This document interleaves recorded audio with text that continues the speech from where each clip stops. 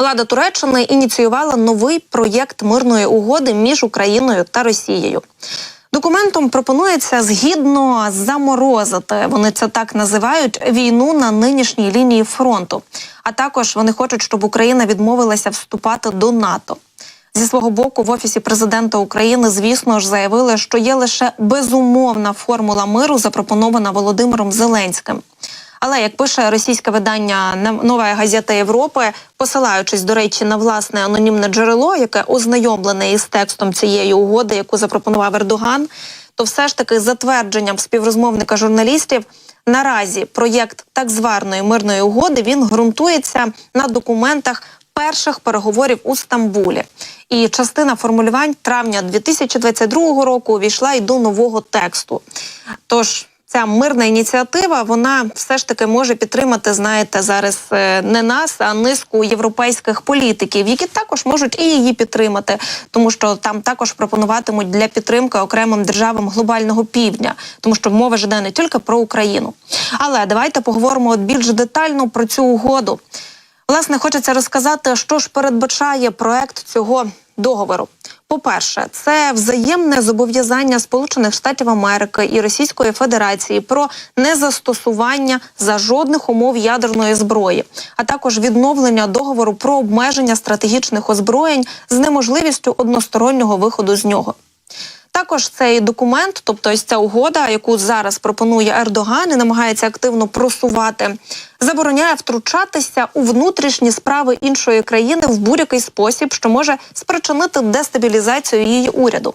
А нинішню війну, тобто ось цю криваву, яку розпочала Росія проти України, цей документ пропонує заморозити за наявною лінією фронту. Ось так от просто, знаєте, українці мають взяти і поступитися всіма своїми територіями, тобто тими, які окупували росіяни.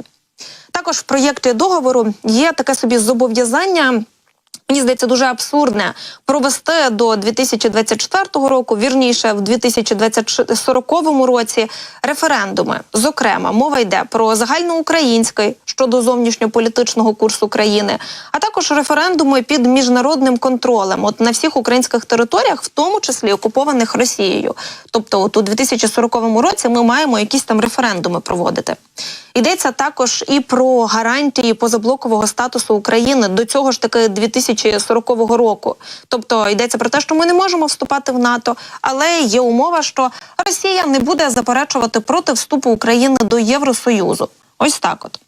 Не забули і про полонених, тож пропонується обмін полоненими за формулою всіх на всіх. Це, мабуть, не єдиний якийсь позитивний момент в всьому цьому. Але все ж таки в Офісі президента відреагували на публікацію російського видання щодо цієї запропонованої Туреччиною мирної, так би мовити, ініціативи, та заявили, що все ж таки є лише безумовна формула миру, запропонована президентом Зеленським, яка, нагадаю, ґрунтується на обов'язковості повного виходу Російської Федерації із території України, а також повернення до міжнародного права з переглядом ролі міжнародних інститутів, об'ємної юридичної та фізичної відповідальності за акт агресії та відповідних масштабних компенсацій. І давайте послухаємо, що про це сказав Михайло Подоляк. Без спекуляцій і без ілюзій. Немає жодних альтернативних мирних планів, які передбачають непрограш Російської Федерації. Все інше – це лише про бажання продовжити війну через заморожування, ескалацію, збереження російського агресивного режиму. І, знаєте, якщо ви дивитеся, до речі, зараз трансляцію на YouTube-каналі нашому, 24-го каналу, то я нагадую, що ви також можете вступати в обговорення цієї важливої теми, тому що от дійсно бачимо, що зараз там чимало і західних політиків намагаються якось все ж таки підсунути, можливо, нам якісь там мирні угоди і так далі. Цікава думка українців, тому що дійсно тільки українці та Україна мають вирішувати, якими повинні бути ці перемовини, навіть якщо вони чисто теоретично і можуть бути. Тому діліться своїми думками з цього приводу, пишіть свої запитання, ми обов'язково будемо це обговорювати в наших ефірах з експертами, які долучаються до ефірів. Тому що я вже казала, що, мабуть, тільки Збройні сили України, які виборюють зараз свободу, незалежність, які буквально вигризають клятих лап росіянців кожен клаптик, кожен міліметр української землі, мають першочергово вирішувати, кому і з ким сідати за перемовинами. Мабуть, не політики десь в Євросоюзі і, мабуть, точно не за океаном мають нам нав'язувати щось, тому що для них це суха статистика, для них це просто кілометри.